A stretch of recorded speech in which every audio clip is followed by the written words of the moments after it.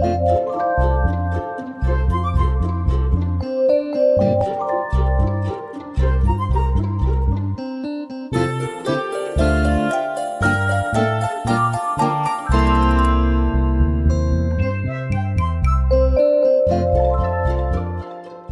yang pertama adalah apa itu esai ilmiah. Nah, jadi saya pengen kasih gambaran ke teman-teman sebelum kita masuk bagaimana discovery ide, kemudian juga bagaimana mengembangkan ide ataupun mencari nih, dari mulai mencari dan mengembangkan. Saya pengen kasih pemahaman mendasar dulu sama teman-teman apa itu esai ilmiah. Nah, esai ilmiah itu secara konsep kan gini, esai ilmiah itu adalah argumentasi yang memberikan pendapat atau tanggapan nih terhadap suatu permasalahan yang didasarkan pada ilmu pengetahuan, fakta, dan solusi masalah. Oke, saya kasih gambaran sederhananya sama teman-teman kayak gini. Esai ilmiah tuh misalkan gini, saya ambil contoh, ada suatu permasalahan ya, ada suatu permasalahan, kemudian permasalahan ini teman-teman berpikir, oh ada polusi ya, ada polusi lingkungan nih yang ada di Jabodetabek kemarin, ada polusi lingkungan. Terus kemudian teman-teman berpikir, gimana ya cara untuk mengurangi polusi ini? Gimana caranya kita biar nggak ada polusi lagi? Sampai akhirnya karena kita berpikir gimana caranya, kita kasih sebuah solusi atau sebuah gagasan nih, sebuah ide. Nah, sebuah gagasan, sebuah ide itu kita kasih gagasan ide, kemudian kita tuangkan dalam tulisan. Nah, itulah yang disebut esai ilmiah. Jadi, masalah tadi dan juga solusi kita tulis dalam sebuah tulisan. Nah, itulah yang dinamakan esai ilmiah. Jadi, esai ilmiah itu tentu ya, dia ada faktanya, ada solusinya, dan didasarkan pada pengetahuan. Dan tujuannya adalah kita kasih solusi untuk mengurangi masalah. Paham ya sejauh ini ya? Jadi, ketika teman-teman melihat bahwa esai ilmiah itu intinya adalah bagaimana teman-teman itu bisa memberikan sebuah solusi untuk permasalahan yang ada dalam bentuk yang ringkas. Nah, ketika kita pelajari lebih lanjut, esai ilmiah itu kerangka prosa. Teman-teman tahu nggak kerangka prosa itu apa? Kerangka prosa itu gini, saat kerangka utuh tanpa dipisahkan kalau ini tuh latar belakang, kalau ini tuh tujuan, kalau ini tuh misalkan pembahasan. Jadi dia tuh nggak perlu di state kayak gitu. Dia tuh nggak perlu ditulis kayak gitu. Dia tuh hanya dipisahkan dari paragraf per paragraf. Nah, itulah yang dinamakan kerangka prosa. Jadi judul langsung tulisan sebanyak 3 lembar tuh atau 5 lembar. Nah, itulah kerangka prosa. Jadi, Kak, kita tahunya dari mana, Kak? Tahu kalau itu tuh esai ilmiah ya dari tulisannya.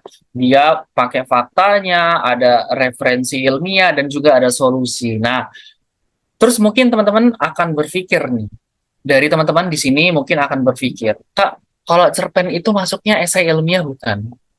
Novel atau majalah Bobo? Kayaknya banyak orang yang bilang, ya majalah Bobo tuh esai. Nah, itulah bedanya esai yang ilmiah dan non-ilmiah. Jadi, esai ilmiah dan non-ilmiah itu cukup beda. Kenapa?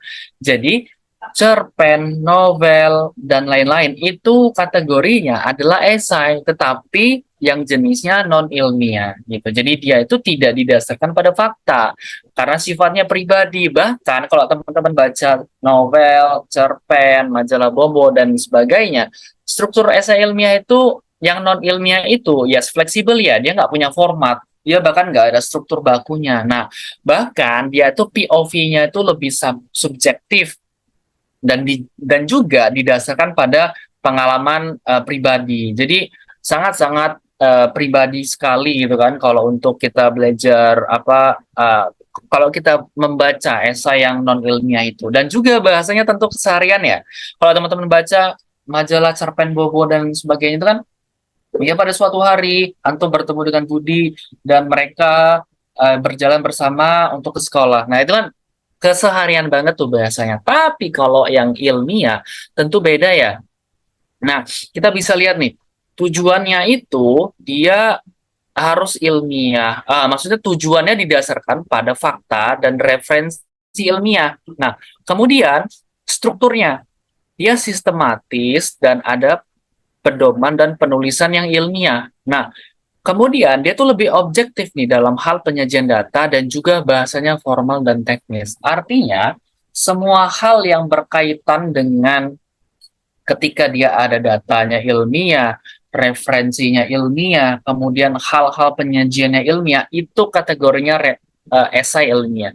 Kenapa sih saya kasih paham teman-teman, kasih branding bahwa kita tuh harus bisa loh ngebedain esai ilmiah dan non ilmiah, karena ada lomba di luaran sana yang itu teman-teman harus bisa betul mengidentifikasi ini tuh lombanya untuk esai ilmiah atau non ilmiah. Oke, saya share ke teman-teman apa namanya materinya. Cuman ini nggak di materi ini ya. Coba saya share screen di tempat yang beda. Bentar. Jadi itu ada yang beda. Bentar, saya share screen di PPT yang beda ya. Itu PPT-nya tentang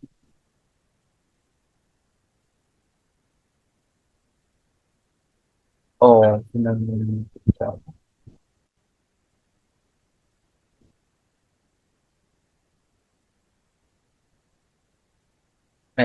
Bentar.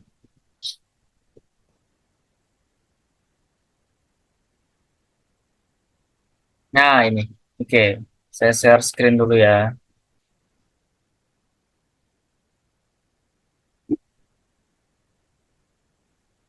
Nah, ini dia.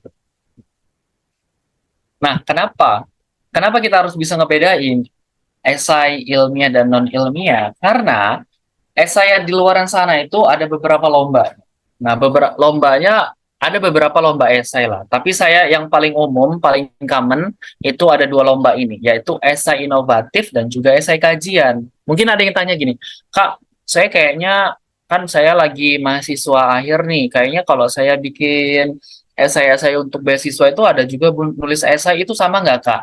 Itu adalah salah satu jenis esai lainnya, yaitu namanya personal essay biasanya, esai personal. Yang tujuannya biasanya dia itu pengalaman, maksudnya pengalaman pribadi, kemudian apa aja prestasi dan sebagainya yang dia tuangkan dalam bentuk esai. Nah, tetapi kalau untuk yang dilombakan itu ada esai inovatif dan juga esai kajian, esai inovatif atau esai gagasan, ada esai kajian atau esai analisis. Coba lihat teman-teman. Kalau lomba yang untuk esainya inovatif dan esai gagasan itu temanya itu kayak gini nih. Optimalisasi peran pemuda dalam membangun bangsa menuju Indonesia Emas 2045. Nah, terus subtemanya ada pendidikan, ada lingkungan, infrastruktur, teknologi, ekonomi, sosial budaya, kesehatan, dan industri. Tetapi kalau lihat, esai yang kajian, dia itu temanya ini, Gen Z, dan pergulatan politik di Indonesia. Nah, jadi untuk esai-esai yang bentuknya kajian ini dia tuh biasanya lebih fokus untuk jurusan-jurusan tertentu. Memang semua jurusan bisa bisa ikut apa namanya bisa join di lomba ini, tapi lomba itu biasanya dia itu apa? Bagaimana kita mengkaji sesuatu, kemudian kita kasih analisis kita terhadap permasalahan yang ada gitu loh. Nah, makanya judulnya itu biasanya kan analisis apa atau kajian apa, hubungan apa, efektivitas apa. Tapi kalau esai-esai yang kayak gini, nggak bisa pakai judul yang ini. Itu nggak bisa salah. Dan itu nggak sama. Nah, karena apa? Ya biasanya judul-judul esai yang kayak gini kan yang aneh-aneh ya True Angel sinergi dengan pendekatan method mix method. Nah, itu kan biasanya judul-judul untuk esai-esai gagasan itu kan cukup kompleks dan cukup kompetitif. Nah, jadi tentu sangat beda. Nah, makanya saya share ke teman-teman itu bahwa teman-teman tuh harus bisa ngebedain antara esai ilmiah dan non ilmiah itu seperti itu. Karena ada tuh lomba-lomba di luar sana yang teman-teman harus bisa mengidentifikasi nih apakah ini lomba esai yang dimaksud atau tidak. Nah, tujuan yang esai inovatif itu kan biasanya ya untuk presentasi lomba mentok-mentok kalau ada, tapi hampir jarang ya untuk biasanya publikasi. Nah, tapi kalau untuk esai non ilmiah itu biasanya dia untuk yang di blogspot gitu loh, untuk yang di blogspot atau medium dan lain-lain. Nah, gitu. Nah, harapannya teman-teman sudah bisa nih membedakan apa itu esai ilmiah dan non ilmiah, dan juga sudah tidak bingung nih Kak, apa eh cerpen itu masuknya di mana. Nah, jadi sudah bisa ngebedain ya. Oke, sekarang kita akan ngebedain nih esai dengan KTI. Mungkin ada yang bertanya, Kak, bedanya esai sama KTI itu apa? Oke, gini. Jadi, ketika teman-teman belajar KTI, esai itu ketika teman-teman punya ide. Nah, idenya itu dia tuh boleh loh hanya konsep. Maksudnya konsep tuh gimana, Kak? Jadi, ketika teman-teman punya gagasan, punya punya gagasan terhadap pengen nyelesain masalah nih. Kan nawarin gagasan kan? Gagasan berupa konsep nih, konsepnya. Terus, apakah saya harus apakah saya harus mengimplementasikan gagasannya dulu, Kak? Bawa alat-alatnya? Tidak harus. Tetapi ketika teman-teman bisa, itu boleh. Nah, dan juga teman-teman pastikan bahwa kalau mau buat ide esai itu kan bisa loh, dia itu nggak, misalkan ide esai teman-teman tuh cakupannya luas.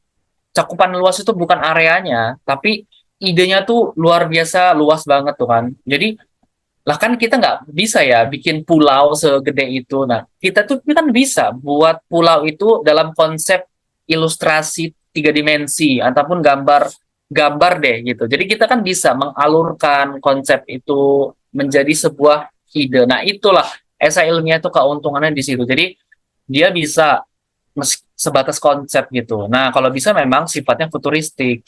Artinya jangka panjang, jangka menengah. Nanti kita belajar apa itu maksudnya futuristik. Nah, kalau KTI ya, dia itu datanya ilmiah, maksudnya hasil pengujiannya, ada hasil lab, laboratorium, dan sebagainya. Jadi, dia didasarkan pada hal-hal demikian. Nah, Kak, apakah semua KTI itu harus hasil lab, hasil uji coba?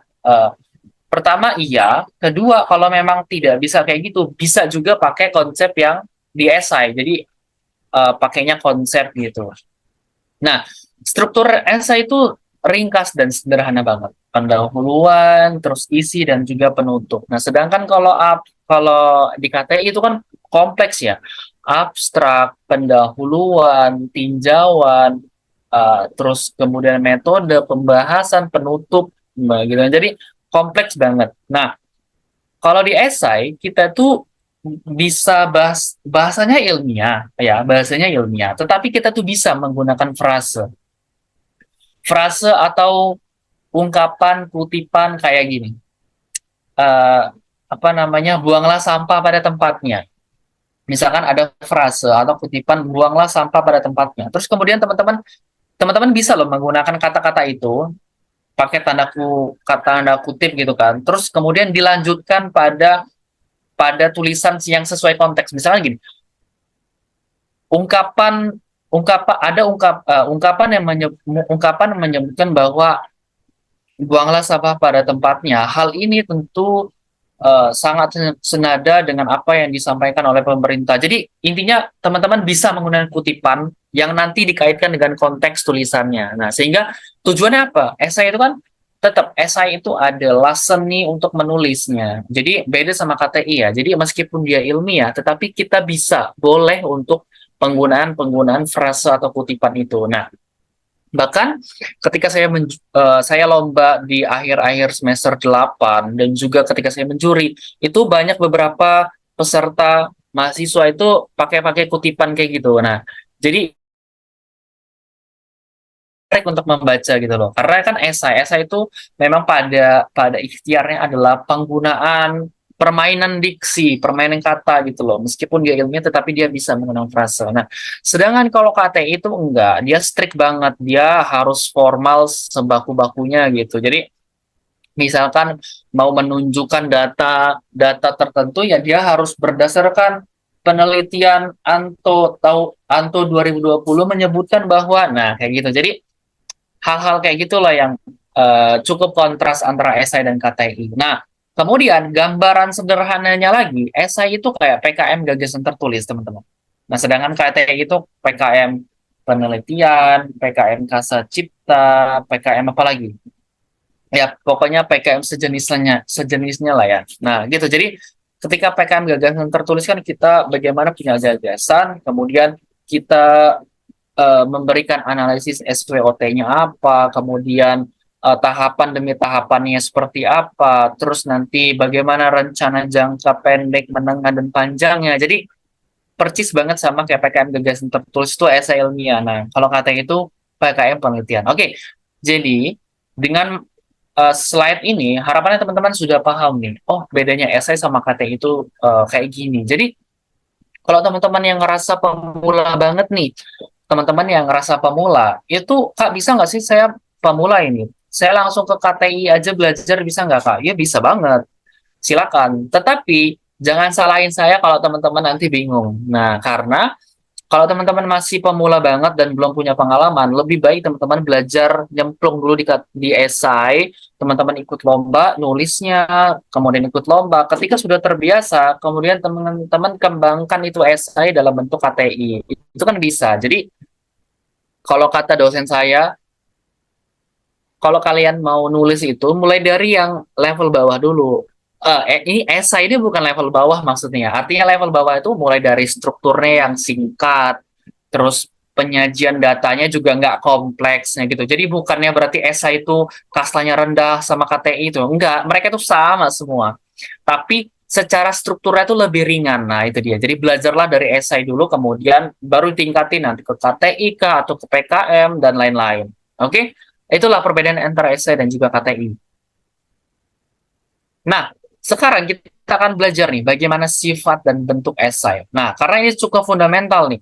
Kenapa? Ini menjadi poin-poin penilaian dalam lomba dalam lomba esai. Nah, ini menjadi penilaian penilaian penilaian penting. Nah, esai itu terdiri dari beberapa sifat nih, yaitu kreatif, inovatif, implementatif, dan juga futuristik. Nah, kreatif itu adalah cara bagaimana kita memproduksi idenya. Oke, saya mungkin pengen tanya nih sama teman-teman. Satu ditambah satu sama dengan berapa? Dua ya. Nah, bisa nggak sih sama-sama hasilnya dua, kalau saya pakai satu ditambah satu ditambah satu dikurang satu, hasilnya berapa? Dua ya. Jadi kan satu di tiga dikurang satu sama dengan dua. Jadi sama-sama hasilnya dua, tetapi caranya beda. Nah, bagaimana cara saya, alur saya memproduksi idenya, itulah yang nanti sangat sangat ditekankan dalam penulisan esai adalah kreativitas. Misalkan gini, ada masalah sampah. Kemudian masalah sampah ini apa? Saya kasih masalah sampah, kemudian saya kasih solusinya nih, yaitu bank sampah. Saya akan ditanya pasti sama juri, lah bank sampah kamu sama bank sampah orang lain itu apa bedanya? Iya beda, saya kan bank sampahnya pakai kerjasama dengan orang, nah sedangkan bank sampah ini tuh dia nggak pakai.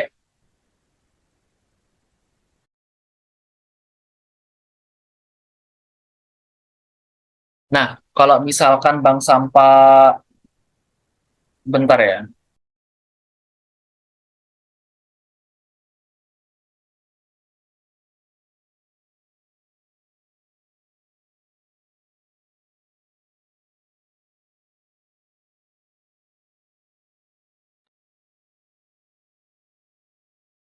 Oke, ini agak baik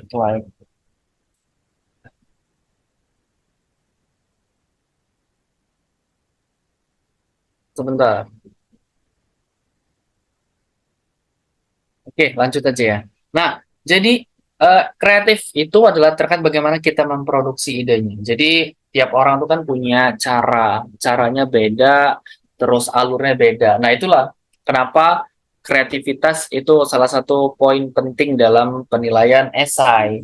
Oke, nah selanjutnya adalah inovatif. Nah, inovatif ini adalah sesuatu hal yang baru, sesuatu hal yang baru dan juga orisinil nih. Nah, sesuatu hal yang baru dan orisinil ini tentu menjadi poin juga nih dalam penilaian esai bahwa apakah gagasan kamu ini adalah sesuatu hal yang baru ataupun sesuatu hal yang tentunya menjadi pengembangan nih dari yang lain. Karena inovatif ini adalah sesuatu hal yang tentu menjadi apa? Kalau dalam kita ikut lomba itu, juri itu akan selalu bertanya, apa yang beda dan terobosan dari esai kamu?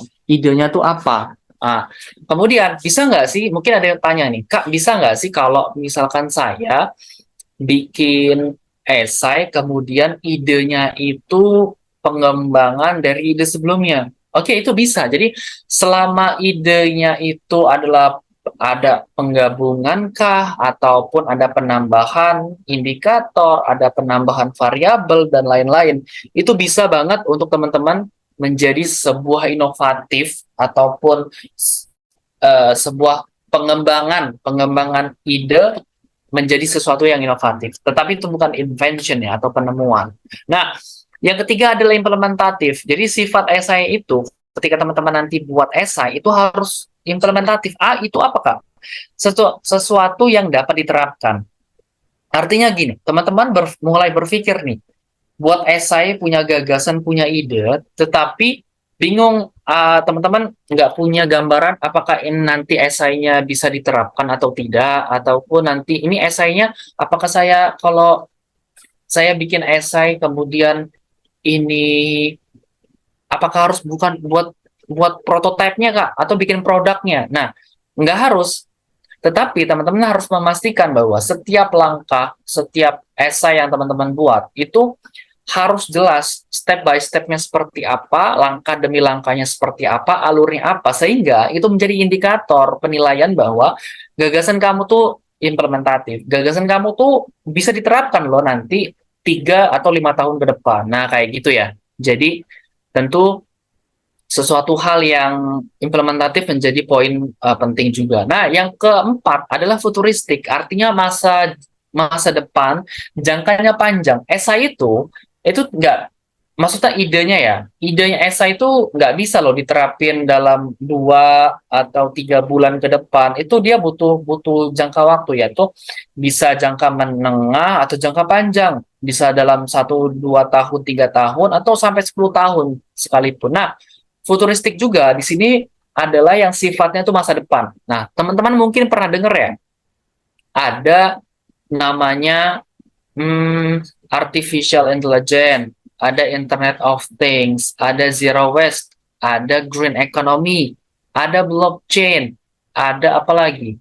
Ada ya, dan lain-lain lah ya, teman. Hal-hal konsep serupa itu adalah salah satu beberapa jenis sifat yang menggambarkan masa depan. Nah, Kak, kenapa sih esai kita tuh harus menggambarkan masa depan? Artinya teman-teman tuh melek teknologi, belajar apa yang sedang zaman ini berkembang. Jadi ketika teman-teman membuat sebuah teknologi, itu ya silakan bisa ditambahkan pembahasan terkait dengan teknologi ini, ditambahin IoT-nya ataupun penggunaan teknologi artificial intelligence. Jadi silakan, hal-hal demikianlah yang ngebuat esai kita tuh juara. Jadi ini terakhir di bulan Oktober kemarin, apa namanya, peserta webinar, kan saya kasih tahu nih, peserta webinar tuh sama, materinya sama yang ini, futuristik. Nah, kemudian dia lomba waktu itu di Padang, dan dia juara 3.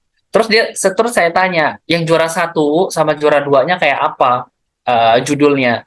Iya Kak, ternyata mereka pakai pakai penggunaan AI, jadi artificial intelligence, yang satunya pakai blockchain. Itu yang juara 1 sama juara 2. Yang juara 3 mereka pakai kayak gini nggak? Nggak pakai.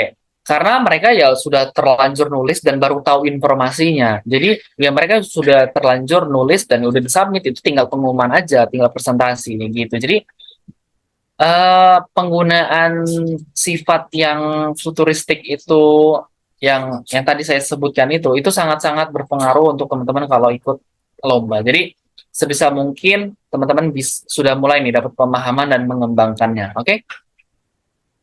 Nah, ide esai itu bisa berupa apa aja, Kak? Jadi ide esai itu banyak, dan saya rangkum menjadi 5 bentuk nih. Jadi ketika nanti teman-teman mau buat esai, kemudian, Kak, apakah esai saya itu harus bentuk prototype? Apakah esai saya itu harus bentuk layanan? Jadi akan panjang banget, akan banyak banget kan pertanyaan-pertanyaan kayak gitu. Nah, jadi ide kalian tuh nggak mesti bentuknya produk, prototype, ataupun bikin aplikasi. Kalian juga bisa loh ternyata bikin layanan. Jadi kan esai itu ada banyak bentuknya. Ada layanan, produk, prototype, sistem, dan juga aplikasi gitu. Jadi sangat banyak. Oke, kita bahas satu-satu nih. Ketika teman-teman mau bentuknya layanan, Kak, saya mau buat esai nih bentuknya layanan. Nah, pastikan nih teman-teman kalau buat esai layanan itu harus jelas bagaimana layanan itu bekerja, kelemahan kelebihannya apa, serta dampak layanan untuk masyarakat itu apa gitu. Nah, jadi saya pernah buat esai dalam bentuk layanan. Layanan ya waktu itu saya bikin sosialisasi. Nah, jadi saya bentuk nih bagaimana layanan itu bekerja, kemudian layanan itu apa, bagaimana bentuknya, terus kemudian ketika teman-teman bikin layanan itu nanti dampaknya apa. Nah, tetapi pastikan bahwa ketika teman-teman bentuk layanan, memang yang paling efektif adalah yang sudah ada buktinya. Artinya gini, teman-teman bikin layanan, cuma teman-teman tuh hanya menggambarkan layanan aja pada umumnya. Iya layanan ini nanti bagus, ini tuh keren, ini nih goalsnya bagus banget nih, sangat beneficial. Terus emang itu bisa diukur dengan sesuatu. Nah, sesuatu layanan tuh bisa diukur ketika teman-teman langsung menerapkannya. Nah, artinya ketika teman-teman punya gagasan ya teman-teman menerapkan sebelumnya itu jauh lebih bagus. Kak, bisa nggak sih kalau memang belum diterapin? Ya bisa aja, tetapi ya kalau kalau teman-teman bercita-cita pengen lolos lomba, kalau esai itu kan kadang tricky ya. Trikinya itu gini, kadang cuman cuman apa? Seleksi berkas aja, nggak perlu presentasi. Nah, itu loh. Kadang-kadang yang seleksi kayak gitu tuh yang kalau kita tidak menunjukkan apa bedanya kita dengan punya orang, yaitu akan menjadi menjadi sesuatu yang ya biasa aja punya kalian tuh. Nah, jadi kalian harus kasih sesuatu diferensiasinya apa ya? Itu ya kalian sudah pernah menyelenggarakan ini, nanti kan ada posternya, maksudnya ada bukti foto dan sebagainya gitu. Jadi itulah kalau teman-teman mau bentuk layanan. Nah, kemudian kalau bentuknya produk. Nah, jadi produk ini kata kuncinya ada punya value. Nah, value di sini itu adalah sesuatu hal yang punya nilai. Artinya punya nilai jual, punya nilai tambah, sesuatu hal yang bisa menyesuaikan dengan kebutuhan masyarakat saat ini. Nah, mungkin ada yang berpikir bahwa, Kak, bisa nggak sih saya bikin produk, tapi ya produk makanan gitu. Ya bisa, bisa aja. Tapi jangan harap kalian mau bisa juara gitu.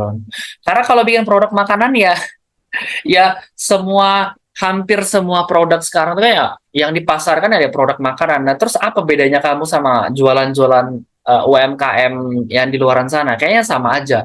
Kecuali produk makanan teman-teman itu adalah sesuatu something new di pasar saat ini. Misalkan teman-teman mau buat makanan keripik itu dari ekstrak sampah. Kan itu beda ya, tapi kan kayaknya terdengar aneh, menjijikan, ternyata itu enaknya. Jadi teman-teman tuh ngebuat keripik, ternyata keripik sari-sari rasanya tuh ternyata dari ekstrak sampah. Nah, kan kalian harus bisa ngerubah tuh paradigma dan juga pola pikir orang, ih sampah itu kan jorok, bau, kotor, dan juga nggak sehat, ya kan merusak pencernaan. Nah, kalian harus bisa menggambarkan bahwa ya ekstrak sari-sari ini tuh nggak jorok dan nggak kotor. Ini hasilnya loh penemuannya. Nah, gitu. Jadi teman-teman harus bisa membargaining posisi kalian tuh sesuatu hal yang punya value gitu. Kak, bisa nggak kalau saya itu ngembangin produk, apa saya harus bikin produk baru nih? Oke, teman-teman, bisa mengembangkan produk ataupun mengembangkan produk atau memperbaiki produk atau menganalisis produk yang udah ada. Nah, di sini udah ada ya. Jadi bisa menganalisis produk atau mengembangkan, memperbaiki produk yang sebelumnya udah ada. Nah, jadi bisa banget nih teman-teman, nggak harus buat dari awal gitu. Nah, Kak, misalkan kalau ngembangin produk itu kayak gimana, Kak? Ya, teman-teman harus menambahkan apa indikatornya, terus harus menambahkan variabelnya apa. Kayak gini, esai itu kayak bongkar pasang main Lego itu loh. Jadi Lego ini kan udah kebentuk, bisa nggak bisa digedein lagi? Ya bisa ditambahin tambahan-tambahan akhirnya jadi gede. Nah, sama kayak main Lego lah intinya esai itu. Jadi bisa dibongkar pasang idenya, dikembangkan dari yang satu menjadi dua, terus kemudian jadi sesuatu yang beda lagi. Nah, itulah esai. Istimewanya esai.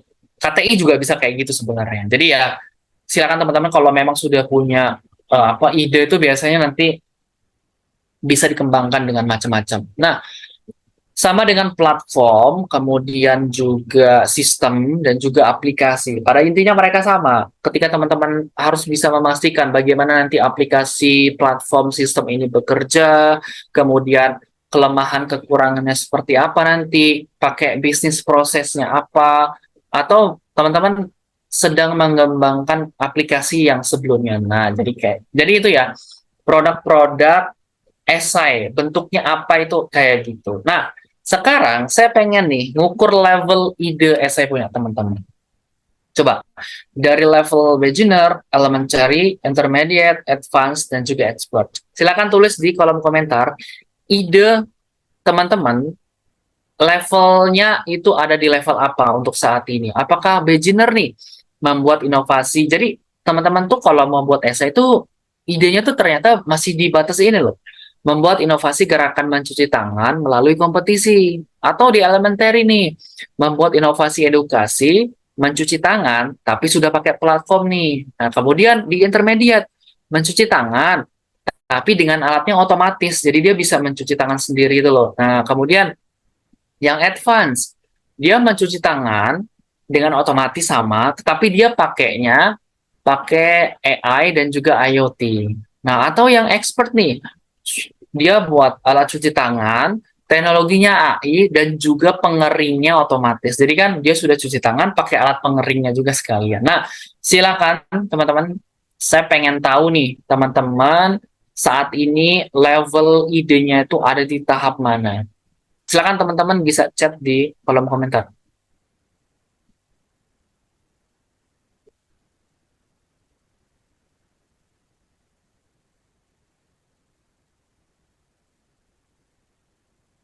Oke, Pratama Jaya di intermediate.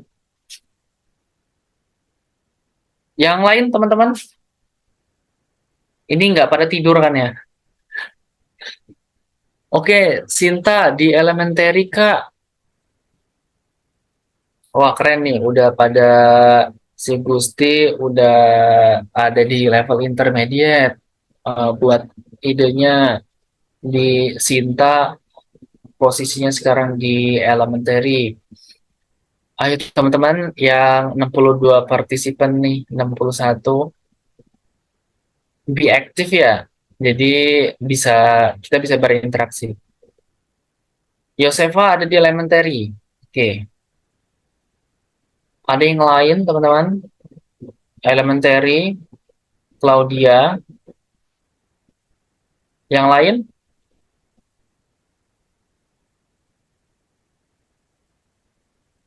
Salman ada di elementary. Oke.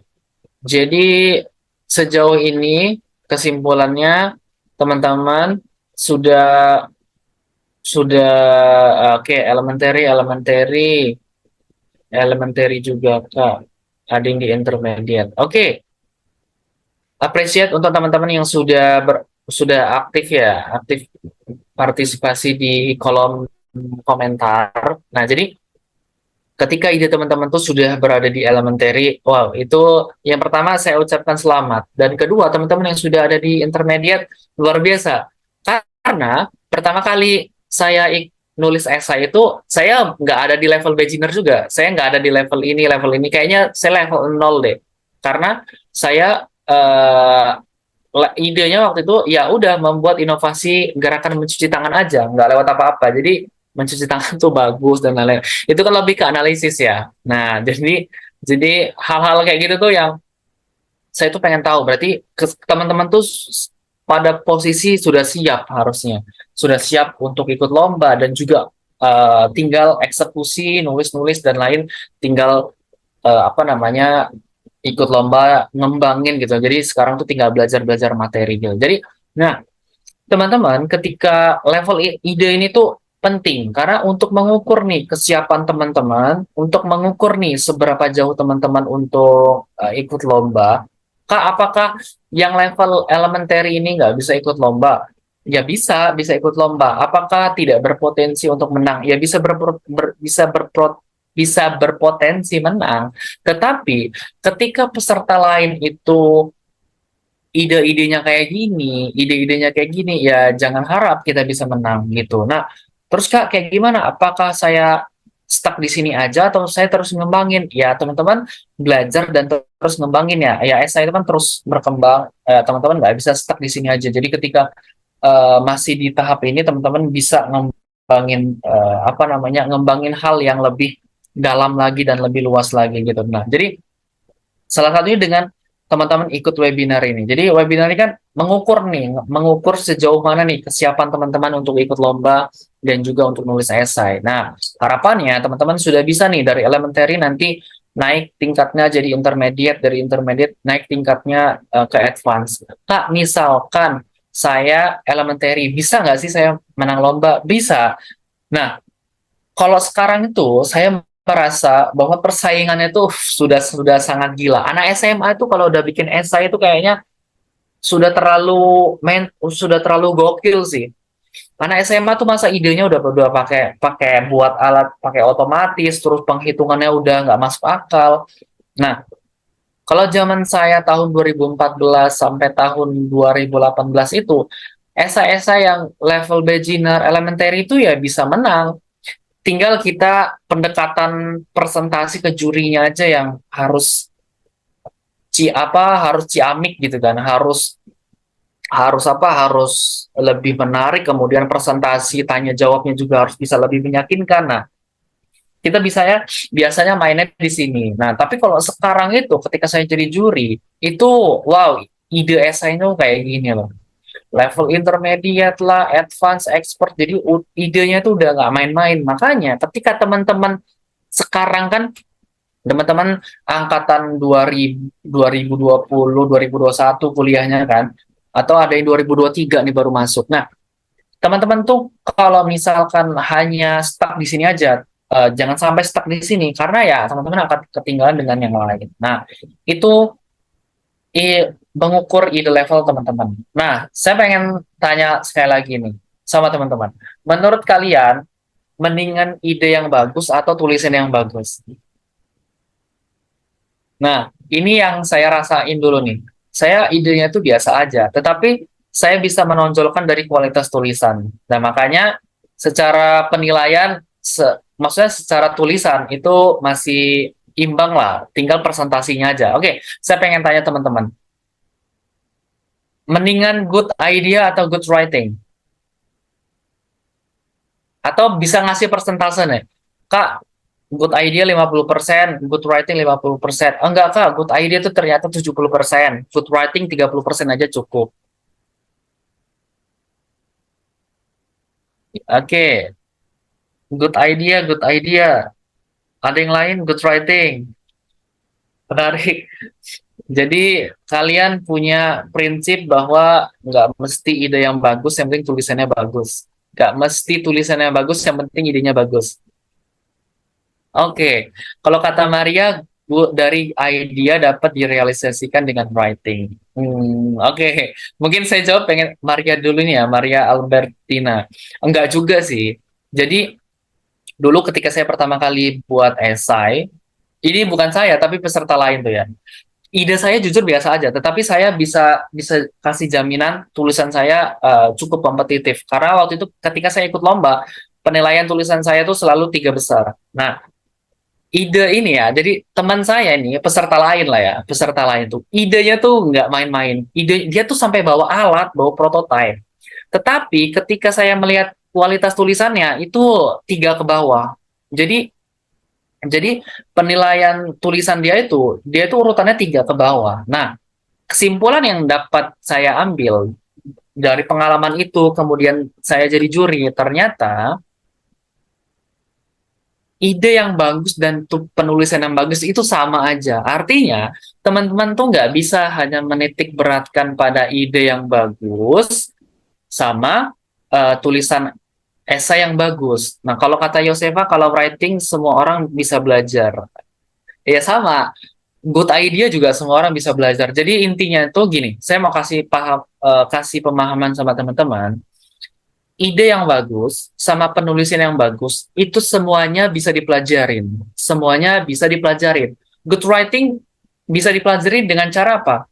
Ya, kalau kata kalau kata Sidu, tahu buku Sidu, practice makes perfect. Jadi semakin sering teman-teman menulis ya akan semakin sering juga teman-teman menghasilkan kualitas tulisan yang bagus. Nah, kalau good idea juga bisa dilatih dengan cara teman-teman ikut lomba, teman-teman belajar dari esai orang lain, teman-teman sering membaca. Jadi, pada kesimpulannya, good idea dengan good writing itu adalah sesuatu hal yang bisa dipelajari dan terus dikembangkan. Tetapi, secara ketika teman-teman ikut lomba, good idea itu adalah good idea dan juga good writing itu harus imbang. Jadi gini, memang ada lomba yang mengkategorikan idenya 60%, writingnya 40%. Ada juga bahkan uh,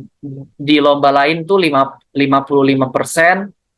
untuk good idea, terus sisanya di good writing 45%. Nah, tetapi kebanyakan lomba itu good idea itu 50%, good writing itu 50%. Nah, jadi jangan sampai ketika teman-teman buat ide yang sekompleks ini, misalkan buat alat mencuci tangan pakai teknologi AI, pengeringannya otomatis, tetapi ketika nulisnya teman-teman itu tidak diiringi dengan tulisan yang baik. Artinya, ide yang bagus ketika penulisannya tidak terlalu baik, itu akan mengurangi esensi dari idenya. Tetapi jangan sampai juga idenya biasa aja, tapi tulisannya bagus, ya kita juga kalah start dari yang lain. Jadi sehingga saya sangat menekankan nih sama teman-teman, good idea dan juga harus good writing, dan harus dua-duanya. Nah, gitu. Jadi ya, kalau mau beda-beda tipis ya nggak apa-apa lah. Oke Kak, saya mau ditonjolin di good idea deh. Meskipun writingnya saya kayaknya penggunaan frase-frasenya saya masih belum belum liar nih penggunaan diksinya gitu. Nggak apa-apa. Tetapi pastikan teman-teman bisa berlatih gitu ya. Karena good idea harus sama dengan good writing. Nah, oke, selanjutnya adalah gimana Kak cara pembentukan pola pikir yang kreatif. Karena ini nanti kaitan erat dengan bagaimana teman-teman bisa mencari ide esai ilmiah itu. Nah, dasar pola pikir kreatif itu kayak gini. Jadi dasar pola pikir kreatif itu kan adalah sesuatu hal yang teman-teman berpikir tidak konvensional. Artinya menggali ide-ide yang baru, menemukan solusi atau masalah yang menemukan solusi yang inovatif untuk setiap masalah. Jadi pada dasarnya pola pikir yang kreatif itu teman-teman tuh berpikir yang out of the box. Ketika 1 ditambah 1 sama dengan 2, teman-teman harus bisa berpikir hasilnya sama dengan 2, tetapi caranya beda. 1 ditambah 1 ditambah 1 dikurang 1. Nah, hasilnya kan sama-sama 2. Jadi, dalam esai, kreativitas ini sangat diperhitungkan. Artinya, ide yang sama, misalkan gini, jangan ide yang sama. Tujuan yang sama, tujuannya sama-sama untuk mengurangi sampah lingkungan, tetapi idenya beda. Cara dia berpikir, cara dia ngasih gagasan dan alurnya itu beda. Yang satu hanya sistemnya aja, yang satu pakai sistem dan juga pakai kerjasama dengan pemerintah lah. Terus kemudian dia mengkaitkan bagaimana nanti alur bisnis prosesnya. Itu kan sesuatu hal yang tujuannya sama untuk mengurangi sampah, tetapi kan alurnya beda tuh. Nah, itulah dasar pola pikir kreatifnya. Jadi teman-teman harus bisa berpikir dan harus bisa mulai menemukan nih. Jangan berpikir pada orang umumnya. Untuk menulis esai ya khususnya ya. Jadi ketika orang berpikir ya udah gimana caranya ngurangi sampah, ya udah jangan buang sampah. Kan nggak kayak gitu ya. Kan kita harus gimana mencari permasalahan akar permasalahannya, kemudian kita tuangkan dalam tulisan. Kita cari celahnya gimana ini menjadi sebuah sebuah ide yang baru. Nah, gitu. Nah, yang selanjutnya adalah kemampuan ini tuh bisa dikembangkan dengan cara apa? Latihan, kemudian latihan, kemudian latihan otak dan juga peningkatan kesadaran terhadap cara berpikirnya. Oke, inilah cara dasar pola pikir kreatif. Nah, menjadi kreatif itu adalah kemampuan nih untuk teman-teman bagaimana berpikir ide-ide yang baru, berpikir di luar kotak ya, artinya berpikir yang anti mainstream. Jadi melihat masalah itu dari berbagai sudut pandang, sehingga kita tuh punya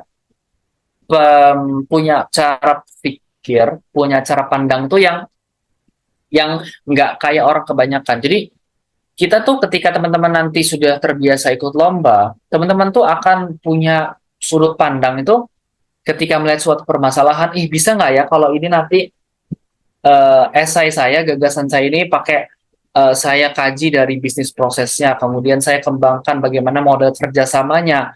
Oh iya, ternyata ini dari analisis lingkungannya bisa deh saya tambahkan manfaatnya. Oh ternyata dari segi kebijakannya bisa nih. Nah, dengan cara itulah teman-teman sehingga menjadi kreatif itu adalah bagaimana nanti teman-teman tuh punya sudut pandang yang luas untuk menilai satu masalah. Nah, faktor-faktor yang mempengaruhi pola pikir kreatif itu apa aja? Jadi, faktor pendidikan, lingkungan, motivasi, dan juga pengalaman hidup. Pengalaman hidup. Nah, faktor pendidikan tuh kayak faktor pendidikan dan juga lingkungan tuh ya kayak gini nih. Teman-teman yang ikut webinar pada siang hari ini nih. Kan nggak mungkin ya, teman-teman kalau tidak tidak satu circle di Fordima Pelar Unmer, nggak mungkin ya. Kayaknya bakal menyelenggarakan ini.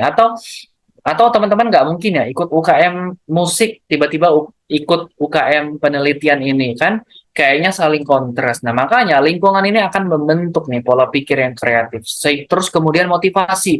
Wah saya pengen nih kayak kakak ini nih bisa ikut kompetisi di mana-mana, lomba di mana-mana, jalan-jalan, terus ikut ikut lomba gratis, terus kemudian bisa berprestasi, ada baliho di mana-mana, saya pengen deh kayak gitu. Nah, artinya motivasi ini menjadi penting juga untuk teman-teman. Nah, inilah beberapa faktor yang mempengaruhi nih pola pikir teman-teman. Jadi kalau teman-teman yang terbiasa ikut webinar, diskusi dan lain-lain, ya lambat laut teman-teman akan sadar bahwa oh, saya itu ternyata dalam lingkungan yang tepat. Nah, tinggal cara teman-teman aja mengemasnya, kemudian menuangkan dalam sebuah tulisan. Nah, ini yang penting. Bagaimana strategi creative thinking mencari ide? Nah, bagaimana Kak? Nah, jadi, sorry, minum dulu ya.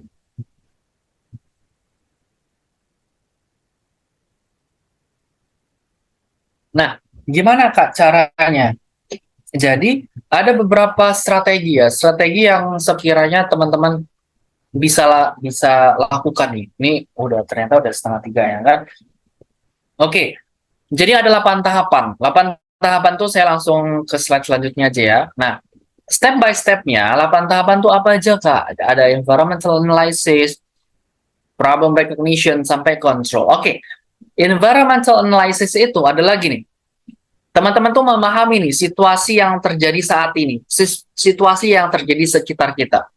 Tapi pastikan ketika teman-teman nanti mau pakai metode ini, langsung tembak bahwa oke, Kak saya mau buat esai, subtemanya itu pendidikan. Oke, cari masalah di bidang pendidikan. Jadi cari apapun masalah yang berkaitan dengan pendidikan. Jangan dipilih-pilih. Apapun yang dicari, yang didapetin, yang dipikirin, tulis. Masalah apapun tulis. Selain teman-teman nanti punya bank masalah. Jadi bank itu nggak cuma duit ya, tapi bank itu juga ada masalah. Masalah bank. Jadi teman-teman tuh punya tabungan, tabungan masalah gitu. Jadi intinya punya tabungan ya, tabungan ide lah ini katakan. Nah, jadi dengan kayak gimana Kak cara nyarinya? Teman-teman bisa cari di berita ataupun hasil diskusi dan lain-lain. Nah, artinya kan teman-teman mulai cari ini, kemudian teman-teman tulis nih. Tulis apa yang menjadi ketidakcocokan antara harapan dan kenyataan, masalahnya ditulis. Jadi teman-teman jangan pernah tebang pilih, oh Kak ini kayaknya nggak cocok. Oke, semua masalah tulis. Misalkan masalahnya itu ada 10, ya silakan ditulis 10-10-nya. Nah, setelah itu, teman-teman melakukan problem identification. Nah, meneliti lebih dalam apa yang menjadi akar penyebabnya. Nggak mungkin kan ada asap kalau nggak ada api, kan kayak gitu ya teorinya. Nah, sama halnya, nggak mungkin terjadi kesenjangan pendidikan kalau nggak ada akarnya. Akarnya apa ya? Karena uh, Indonesia itu luas sehingga apa namanya orang-orangnya juga didasarkan pada pendidikan yang disesuaikan dengan daerah.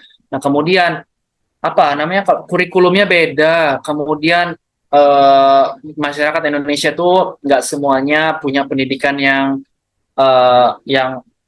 tinggi. Kemudian juga Indonesia itu masih banyak yang buta huruf nih di daerah-daerah tertentu, daerah-daerah terpencil itu. Nah, cari apa akar penyebabnya ya dari masalah-masalah tadi dicari, oh ternyata ya itu karena kesenjangan tadi, pendidikan tadi belum merata dan lain-lain.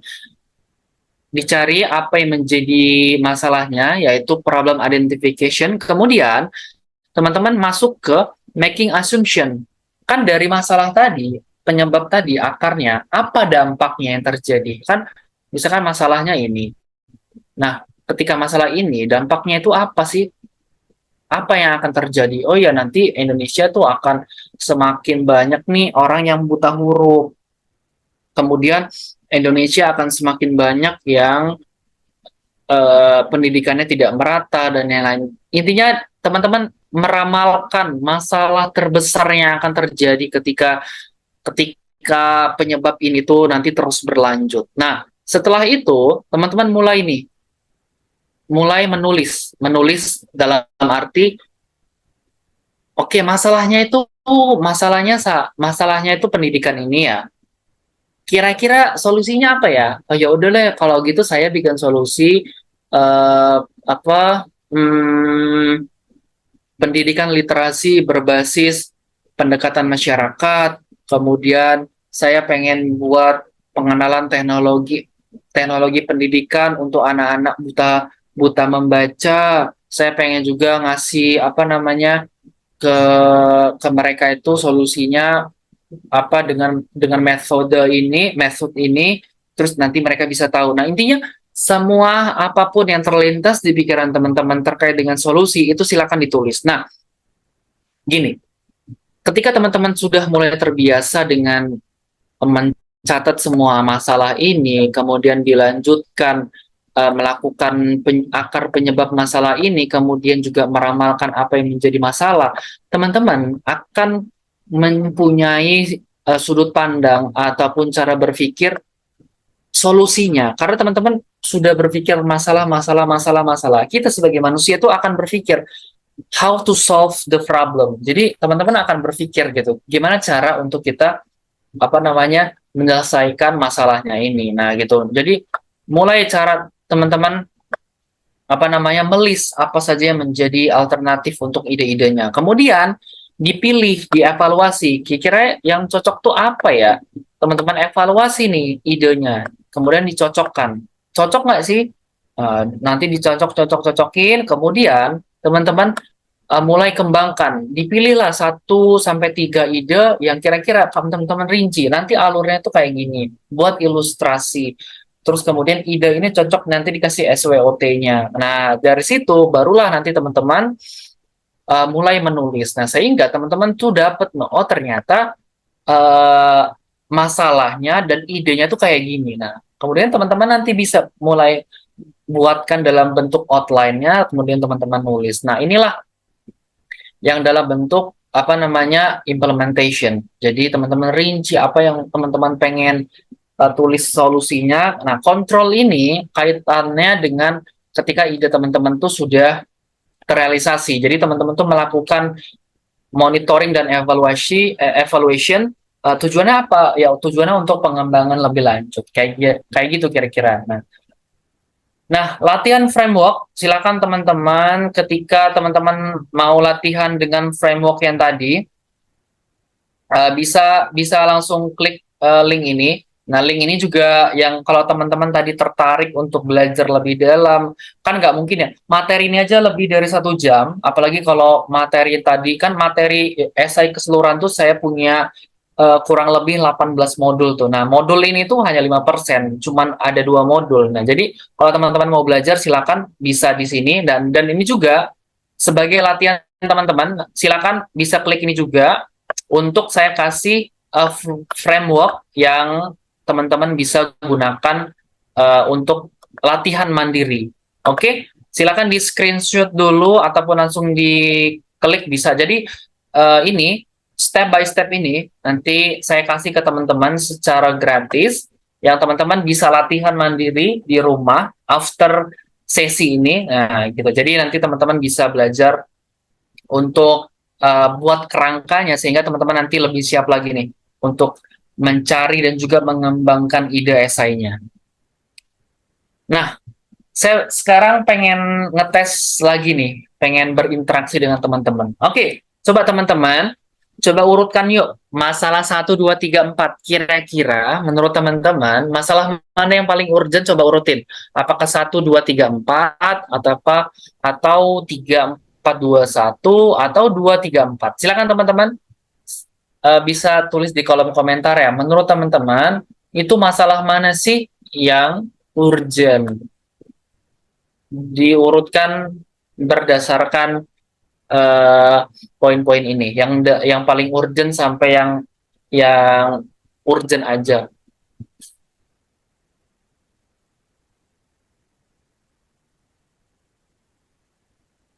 Oke, ini ada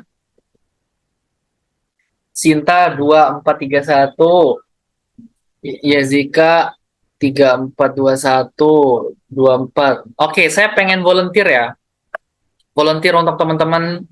Terima kasih sudah berpartisipasi. Saya pengen volunteer Zidan. Zidan dari Universitas Merdeka Malang. 4132. Saya pengen volunteer Zidan sama Yulita Avelia Suryani. Zidan sama Yulita Avelia Suryani. Saya mau ke Yulita dulu deh. Yulita Avelia boleh boleh monitor, boleh open mic.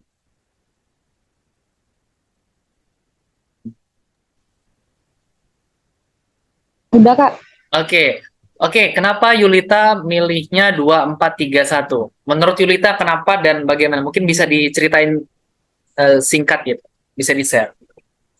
Karena kan yang COVID ini kan melanda dunia ya, jadi kayak semua orang itu satu dunia itu kena, jadi itu yang lebih urgent dan itu apa namanya, itu bukan hanya apa ya, satu orang atau dua orang yang kena, tapi ini tuh menyangkut dunia, jadi itu paling urgent gitu. Oke, Jadi menarik. kenapa saya milih yang kemarau melanda tiap tahun itu paling akhir, Eh, karena itu kan dipengaruhi oleh iklim dan itu juga apa, enggak ini, apa, gas semua ngalamin gitu. Setiap tempat itu beda-beda, makanya saya naruh itu yang paling akhir. Oke. Terus, oke. Jadi Yulia 2431. Oke,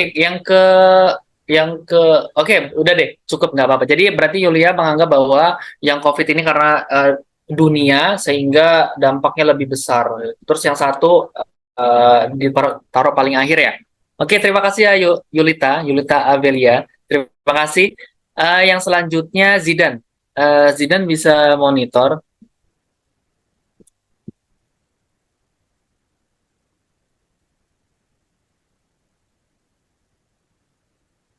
Zidan ada? Yaudah deh, kalau Zidane nggak ada, saya ke Ayu Kurnianingsi. Ayu Kurnianingsi,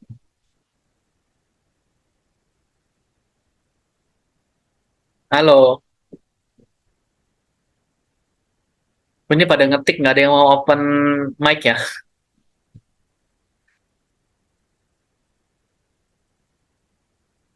Oke, saya coba ke ini, Oktaviani Mulyati. Silakan Oktaviani.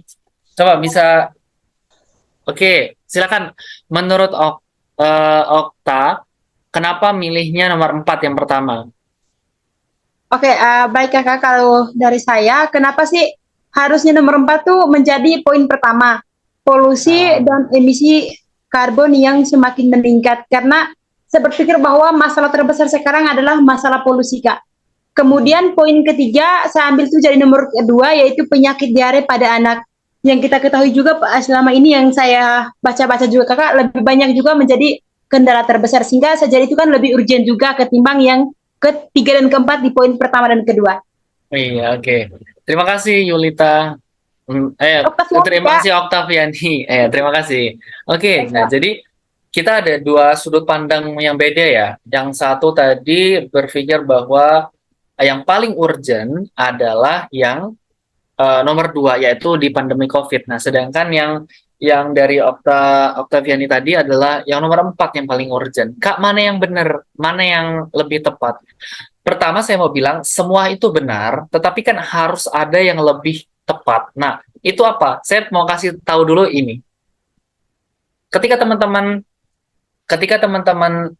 belajar memahami suatu masalah, maka teman-teman harus bisa memahami konteks masalah itu. Ada dua poin nih. Yang pertama teman-teman harus ingat. Yang pertama adalah prioritas dan juga momentum. Nah, ketika teman-teman sudah bisa membayangkan dan juga menjadi bekal teman-teman untuk berpikir bahwa oke, ternyata yang menjadi poin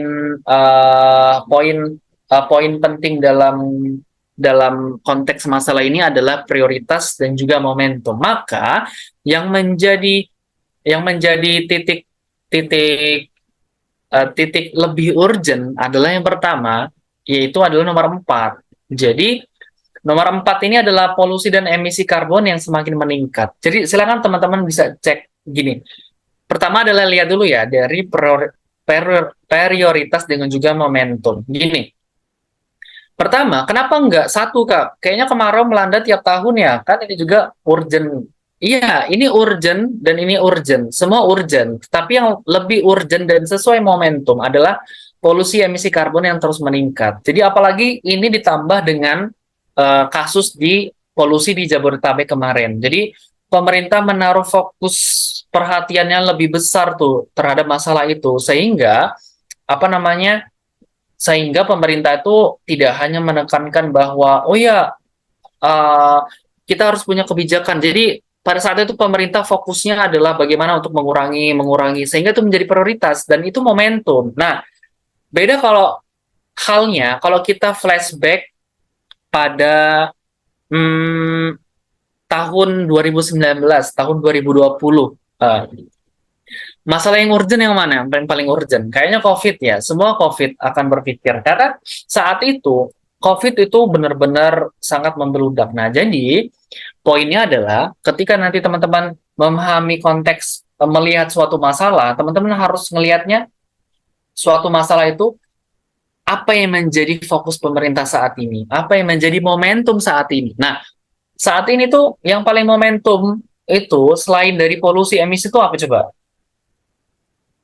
Politik atau pemilu. Nah, jadi ketika nanti teman-teman menulis esai terus membawa tema-tema yang berbau politik, bukan berbau politik kampanye ya, tetapi teman-teman membawa tema kemudian bisa mempresentasikan bagaimana cara merubah paradigma agar masyarakat itu tidak money politik, kemudian masyarakat itu bisa membedakan mana calon yang baik dan tidak, itu dari ide-idenya seperti apa. Nah, itulah yang kita lihat dari segi momentum dan juga prioritas. Nah, sehingga pilihan dan jawaban yang tepat itu nomor 4, kemudian nomor 3, nomor 1 dan juga nomor 2. Itu yang lebih tepat. Nah, semua itu tepat, semua itu benar.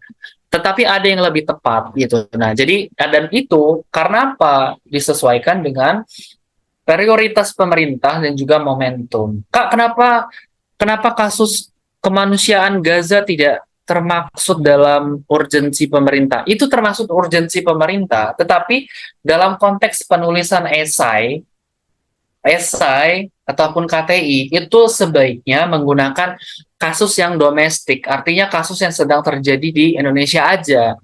Kecuali teman-teman buatnya untuk international conference atau untuk model United Nation, bikin papernya kan ada untuk MUN. Nah, itu pakai masalah yang global. Tetapi kalau teman-teman untuk buat esai, KTI, atau bisnis plan sekalipun, itu ya silakan pakai kasusnya domestik aja gitu.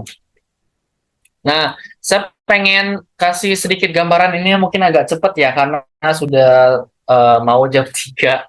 Jadi itu kan kita sudah belajar nih, sudah belajar bagaimana cara mengembangkan idenya dengan strategi creative thinking-nya. Nah, silakan teman-teman tadi bisa latihan mandiri framework creative thinking-nya dengan klik ya silakan di capture ya, nanti saya kirim deh link-nya di kolom chat.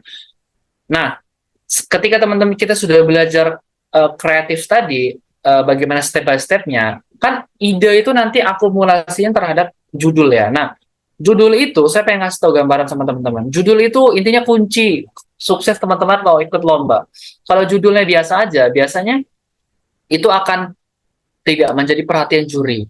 Judul juga itu adalah gambaran umum isi dari esainya, kita udah tahu. Kenapa? Nah, kita pelajarin sebentar. Tapi sebelum itu saya pengen kasih tahu nih tips rahasia buat judul esai itu apa. Ada beberapa tips tahapan yang perlu teman-teman lakukan. Kalau buat judul esai itu silakan buatnya padat dan jelas. Kalau bisa tuh mengandung ide atau solusi yang futuristik. Nah, terdapat nih unsur pemikat atau hook. Nah, atau bisa juga pakai akronim ya. Nah, dan juga bisa menggunakan tren istilah yang lagi naik sekarang. Misalkan pakai istilah-istilah unik. Kemudian memperhatikan batasan kata. Jadi batasan kata penulisan judul itu 13 sampai 20 kata aja. Jangan melebihi itu atau jangan kurang dari itu. Nah, hindari kata-kata yang berbau analisis, kajian, hubungan. Biasanya untuk tulisan ini tuh untuk esai esai kajian, esai analisis, kemudian KTI ataupun nanti buat makalah dan sebagainya. Nah, hindari kemiripan judul yang udah pernah ada, kemudian penggunaan kata yang melebihi batas standar, penggunaan bahasa yang tidak baku, dan juga penggunaan kata ganti orang. Ya, jadi jangan sampai teman-teman bikin kata ganti orang itu ada di judul, atau kata ganti kata penghubung itu ada di depan judul. Kata penghubung bisa, tetapi jangan di depan judul. Misalkan dan itu udah di depan gitu. Kecuali itu singkatannya, beda. Nah, ini contoh judul-judul yang sangat kompetitif untuk dilombakan. Misalkan nih, saya ada contoh 2 judul nih. Misalkan yang pertama adalah RAFIL, Renewable Air Filter, teknologi berbahan baku limbah untuk pembersih udara nih dari partikel dan bakteri berbahaya. Jadi kita bedah nih ya. Merah ini kan, di sini ada keterangannya, gagasan dengan akronim atau istilah. Jadi si RAFIL ini ternyata itu dia tuh gagasannya loh. Jadi si RAFIL ini ternyata bukan nama orang, ternyata RAFIL ini adalah kepanjangan dari Renewable Air Filter. Nah, kemudian yang birunya adalah teknologi berbahan baku limbah. Oh, ternyata konsepnya, ternyata si Renewable Air Filter ini bentuknya itu teknologi yang bahan bakunya tuh limbah. Nah, untuk itu menggambarkan kata penghubung yang menandakan tujuan. Jadi sehabis untuk ini, untuk, sebagian, guna, gitu. Jadi itu yang punya ciri-ciri yang menunjukkan bahwa ada kata selanjutnya untuk menunjukkan bahwa tujuannya. Nah, tujuannya apa? Pembersih udara dari partikel dan bakteri berbahaya. Oh, ternyata renewable air filter yang bentuknya teknologi bahan baku limbah itu ternyata tujuannya tuh untuk ini toh. Untuk apa sih? Mengurangi masalah, untuk melakukan pembersih dari udara dari partikel dan bakteri berbahaya. Oh, ternyata bakteri dan partikel berbahaya di sekitar kita tuh ternyata banyak banyak partikel dan bakteri-bakteri berbahaya. Jadi dia tuh pengen membersihkan udara itu loh. Nah, itu ya kira-kira maksudnya dari judul ini. Nah, kerangkanya itu silakan seperti ini. Jadi nanti ada merah, biru, hijau, dan hitam. Silakan bisa disesuaikan, dibongkar pasang apakah mau di depan duluan yang hijaunya, yang hijau nggak boleh di depan ya. Yang hitamnya mau di depan duluan kah, atau yang merah nanti di belakang, dan lain-lain. Ya, silakan disesuaikan dengan kreativitas masing-masing. Yang penting, ketika dibaca itu enak didengar. Itu, nah, Kak, buat akronim atau singkatan itu kayak gimana Kak? Nah, silakan teman-teman bisa mengunjungi website ini ya, akronim akronim stripgenerator.com. Nanti tinggal masukin katanya, ketik enter, udah dapet. Misalkan nih kan di sini Sekolah Ilmiah untuk Guru, banyak tuh singkatannya. Oke? Nah, itu aja yang dapat saya sampaikan. Terima kasih teman-teman atas antusias yang sangat luar biasa sudah mau menyimak materi ini. Wassalamualaikum warahmatullahi wabarakatuh.